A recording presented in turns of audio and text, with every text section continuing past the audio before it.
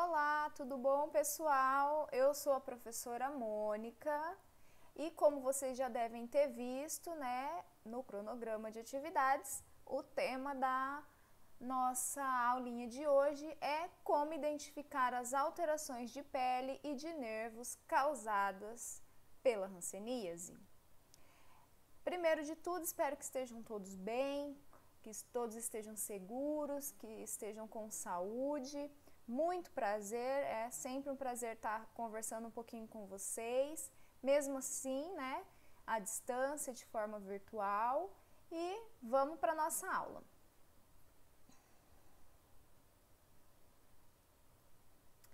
Então, quando a gente fala de hanseníase, muitas pessoas pensam, né, numa doença muito antiga, realmente, é uma doença que nós conhecemos já desde a época, né, da Bíblia, já temos algumas citações sobre hanseníase. É uma doença realmente já bastante conhecida e ela é transmitida por uma bactéria que fica normalmente no ar. Então, como nós podemos ver aí, nos slides, a gente respira, tosse, fala, e essas bactérias vão sendo transmitidas pelo ar de uma pessoa doente para as pessoas saudáveis. E assim a gente tem a transmissão dessa doença para várias e várias pessoas. A forma mais comum de transmissão da hanseníase é por meio, como a gente fala, né, de nasal oral. E a forma mais comum e a que mais dissemina a doença no meio ambiente nada mais é do que o espirro. Então, a pessoa que está doente espirra, libera ali aquele monte de bactérias no ar e as outras pessoas respiram esse ar contaminado e podem sim ficar doentes, certo? A hanseníase, ela tem várias lesões. A bactéria, quando entra no corpo da pessoa, pode causar doença tanto na pele quanto nos nervos das pessoas. Na pele, as lesões mais comuns, né, as que a gente mais percebe, são, por exemplo, manchas, e essas manchas, elas podem ser tanto mais esbranquiçada, como vocês estão vendo aqui, ó, e aqui, como podem ser também manchas mais avermelhadas. Existem até manchas mais puxadas para o marrom, mais escurecidas, que também podem ser hanseníase. Então, as manchas podem ter diversos formatos. Observem que algumas manchas são bem delimitadas, né? A gente consegue ver bem a borda da mancha. Outras manchas a gente não sabe bem aonde começa, aonde termina. Numa parte a gente conhece, na outra não. A hanseníase também pode causar o que a gente chama de pápulas. Pápulas são algumas lesões na pele que ficam com uma elevação. Então, observem aqui nas figuras, ó, que a gente tem pápulas, a gente tem elevações na pele que causam, né, esse aspecto, a aparência de que nós ficou um pouquinho edemaciado e a gente, né, levantou um pouquinho a pele, ficou um pouquinho inchado naquele local. Vou me colocar aqui mais para cima para vocês observarem essa mancha também aqui e acompanharem melhor.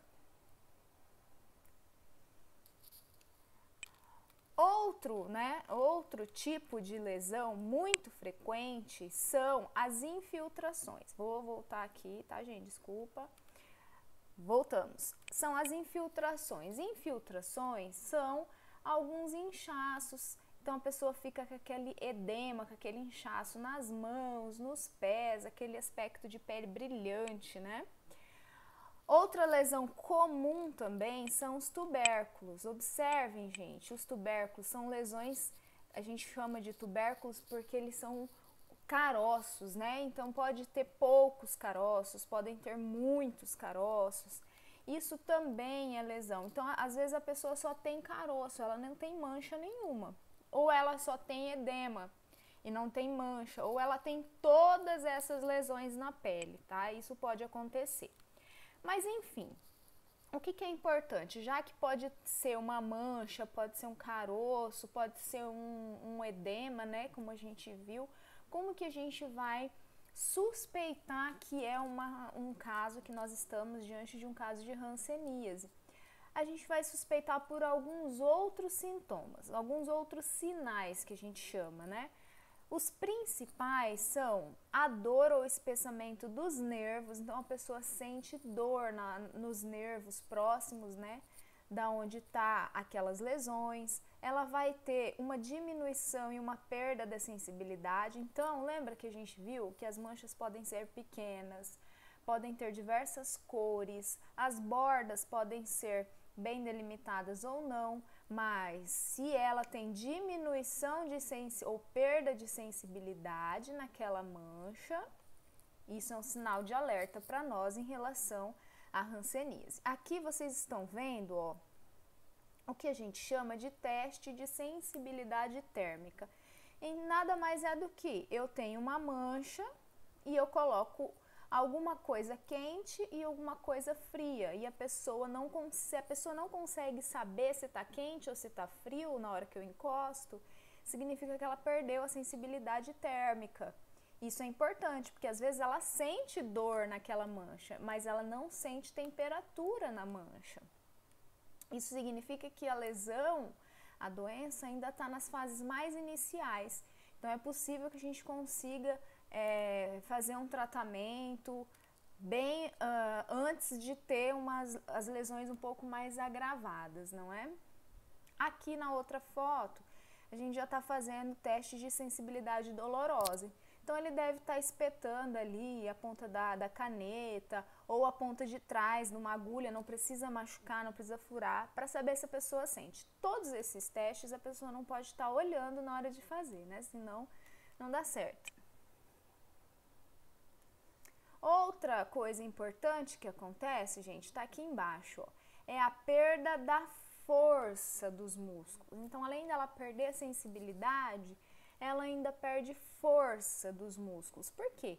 Porque esses músculos, eles são inervados, né? Eles possuem nervos para que eles funcionem adequadamente. Como a bactéria ela vai atacar os nervos, isso vai refletir também nos músculos. E, consequentemente, a pessoa tem perda de força muscular, tá bom?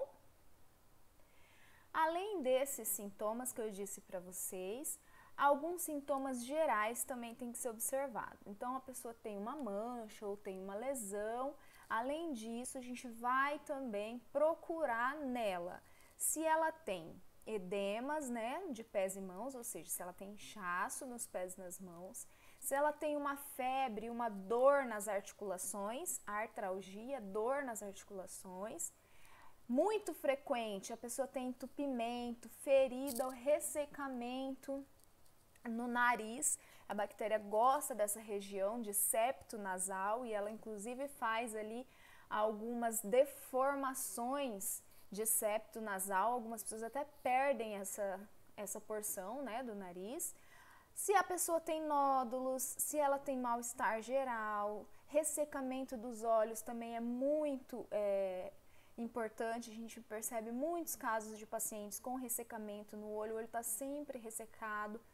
A madarose também, que a madarose é quando a gente perde aqui, ó, a sobrancelha. Então a pessoa não tem sobrancelha, observe. Aqui, ó, a pessoa fica sem a sobrancelha, tá? Um outro sinal também é o lago-oftalmo. O lago-oftalmo, gente, ele perdeu a capacidade de fechar os olhos. Então, o músculo do olho dele, que está ao redor dos olhos dele, não consegue fechar completamente. Então, esse paciente, ele está sempre assim, com a pálpebra caída, né? Aí você pede para ele, fecha os olhos. Ele fecha, mas ainda fica uma partezinha do olho aberta. Você percebe que ele não consegue fechar totalmente os olhos. A triquíase, que é quando os cílios, eles começam a inverter e machucar, né, os olhos, causando, então você já tem o olho ressecado, você já tem os cílios ali na triquíase invertido, fazendo com que tenha mais lesão ainda no olho do paciente, tá?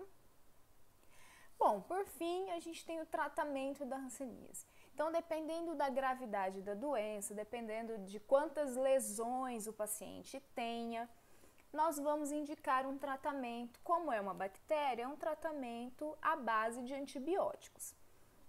Então, aqui nós temos dois tipos, né? Que é o que a gente chama de pálside multibacilar, porque um tratamento que a gente faz aí por 6 meses e o vermelhinho é o que a gente vai fazer por 1 ano. Então, dependendo do estágio da doença, a duração do tratamento vai acontecer. Tem pacientes que vão fazer o tratamento por mais de 1 ano, mas nunca o paciente vai fazer o tratamento por menos de 6 meses, tá bom?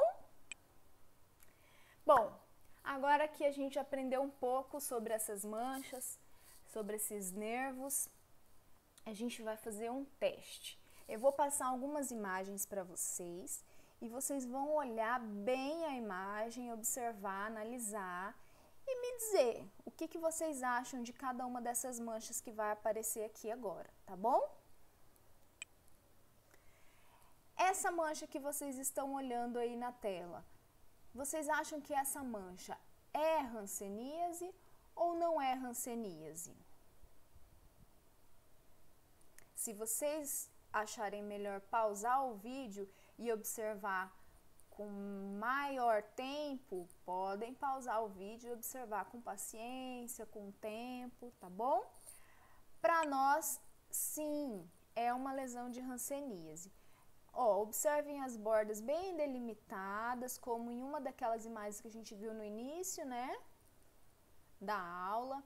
Nós temos aí um pouco de ressecamento na região, mas o mais importante, é uma região que não tem sensibilidade, tá bom? Olha essa segunda mancha, e aí, é ou não é hanseníase? Ó, nós temos uma borda, inclusive meio avermelhada, com bastante ressecamento, tá vendo? O que vocês acham? É ou não é hanseníase?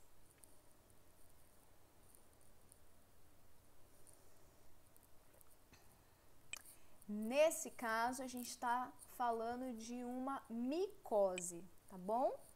E esse paciente, olha só que lesão grave que esse paciente tem ali na região do nariz. Nós dissemos que a bactéria ela pode sim vir a provocar algumas lesões no nariz, não é? E esse paciente, vocês acham que é ou não é hanseníase? Esse é um caso de leishmaniose. Outro tipo de mancha, outro tipo de lesão, ó. Essas lesões, elas estão, além de manchas, ó, parece que elas formaram umas bolhas, alguma coisa nesse sentido, né? Observem. Esse é um caso de escabiose. E esse pé? O que vocês acham, ó? Tem uma lesão importante aqui também nesse pé, 2 manchas, tem edema. Sim, esse caso é um caso de hanseníase, tá? E essa senhora, observem bem o nariz dela, também tem uma deformidade importante na região nasal. Esse caso é ou não é hanseníase? Sim, hanseníase. Observem que ela tem justamente alteração de septo nasal. O que é o septo nasal? É esse meio do nariz, né? Então, é onde a bactéria mais gosta de ficar. Além disso, ela tem, ó, uma perda significativa das sobrancelhas, que a gente falou que também era sinal de hanseníase. Os olhos dela avermelhados pode indicar que ela também sofra de algum tipo de ressecamento, né, nos olhos. Então, é um paciente com hanseníase, tá?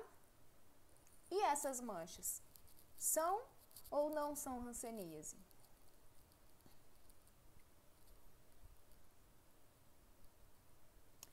Aqui nós estamos falando de fogo selvagem. E essa Ó, várias manchas, estão vendo? Nas costas. É ou não é hanseníase? Sim, é hanseníase. E essa?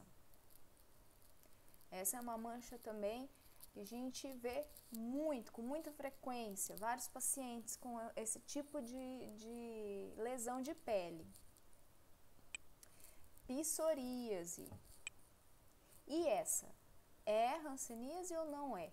Também tem lesão na região do nariz, olha lá. Esse é um caso de câncer de pele. E esse aqui? É ou não é hanseníase? Nesse caso, a gente tem aí alergias. E essa moça?